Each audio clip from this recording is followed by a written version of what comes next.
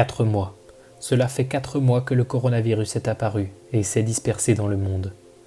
Ce virus est à l'origine de nombreux problèmes, comme la mort de nombreux malades, la surpopulation des hôpitaux, le confinement, ou encore l'économie du monde entier qui se fragilise. Personnellement, lorsque ça s'est passé, j'étais confiné, chez moi, passant mes journées devant les infos, espérant de bonnes nouvelles de temps en temps. Mon moral était à zéro. Je venais d'apprendre que mon voisin Michel, un vieil homme âgé d'environ 80 ans, avait été atteint du coronavirus.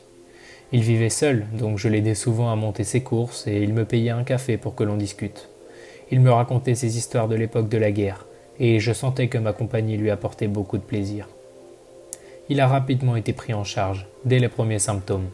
J'ai vu 3 ambulances arriver, se garer dans la cour et l'emmener très rapidement.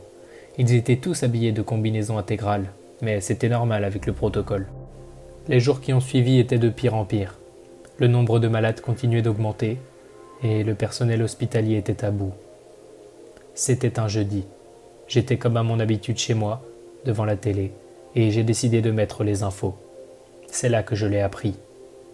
J'ai vu les présentateurs s'agiter sur le plateau, et quelques secondes après, un grand sourire aux lèvres, le présentateur s'est levé. Il y a eu un gros plan sur lui, et c'est là qu'il l'a annoncé. Tout le monde est guéri. Guéri. Ce mot a résonné dans ma tête, et j'étais abasourdi devant ma télé, essayant de comprendre. Le journaliste, heureux, reprit un air sérieux et expliqua que tout le monde avait miraculeusement guéri. Il se passa plusieurs minutes, ils étaient en train de vérifier chaque source, mais les hôpitaux étaient formels. Il n'y avait plus aucun malade du coronavirus. Cependant, ils n'ont pu apporter aucune explication sur la guérison miracle des milliers de malades. Dans les jours qui ont suivi, ce fut un énorme questionnement dans le monde. Certains parlaient de théorie du complot. On accusa le gouvernement de nous cacher le remède, probablement pour des raisons économiques. D'autres parlaient d'actes divins. Et les scientifiques, eux, avançaient des théories toutes plus farfelues les unes que les autres. Quoi qu'il en soit, j'étais heureux. Heureux de revoir mon voisin ramené de l'hôpital par une ambulance. Je l'attendais impatiemment sur le pas de la porte pour le saluer lorsqu'il est arrivé. Je me suis écrié « Bonjour Michel, content de te revoir ». Et il m'a fixé, comme s'il essayait de me reconnaître. Il m'a regardé comme cela pendant environ 1 minute, puis il m'a répondu « Bonjour mon garçon », avec une extrême froideur. Il ne m'a pas invité chez lui, contrairement à ce que je pensais, et il s'est enfermé à double tour dans son appartement. Je ne me suis pas trop inquiété.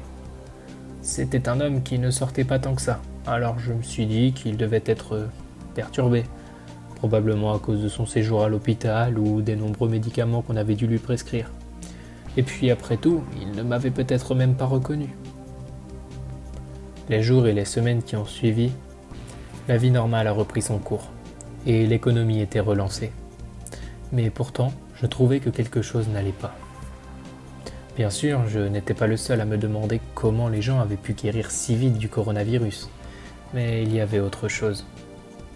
Lorsque je marchais dans la rue, certaines personnes me regardaient étrangement. Elles avaient l'air vides, comme si leurs âmes avaient quitté leur corps. Je vivais dans une zone qui était un foyer de l'épidémie, donc beaucoup de gens avaient miraculeusement guéri du Covid-19. Un jour, alors que j'allais à mon travail, j'ai constaté des choses étranges sur la route. J'ai vu une dame jeter son sac à main qui avait l'air plein à la poubelle, un homme sur le trottoir qui avançait à 4 pattes, et sur le chemin du retour, j'ai même croisé un enfant qui conduisait. Tout cela me mettait mal à l'aise. Il y avait une ambiance pesante sur la ville. Tout le monde se dévisageait, et les actions étranges ont continué de se manifester chez les habitants. L'épidémie avait beau être terminée, je trouvais que les interventions d'ambulances et de pompiers étaient toujours aussi nombreuses, voire même plus qu'avant. Je les ai même vus emmener un voisin de force. Ils nous ont dit qu'il avait un cancer et qu'il refusait de se soigner. Mais je connaissais ce voisin. Premièrement, il ne fume pas et a une bonne hygiène de vie. Ensuite, il n'aurait aucune raison de ne pas vouloir être soigné. De plus, ces personnes en intervention continuaient de porter une tenue de protection, alors que nous ne devions même plus porter de masque. une simple mesure de sécurité selon le journal télévisé. Mais moi, je trouve qu'il y a quelque chose d'étrange, et je commence à penser qu'on nous cache quelque chose.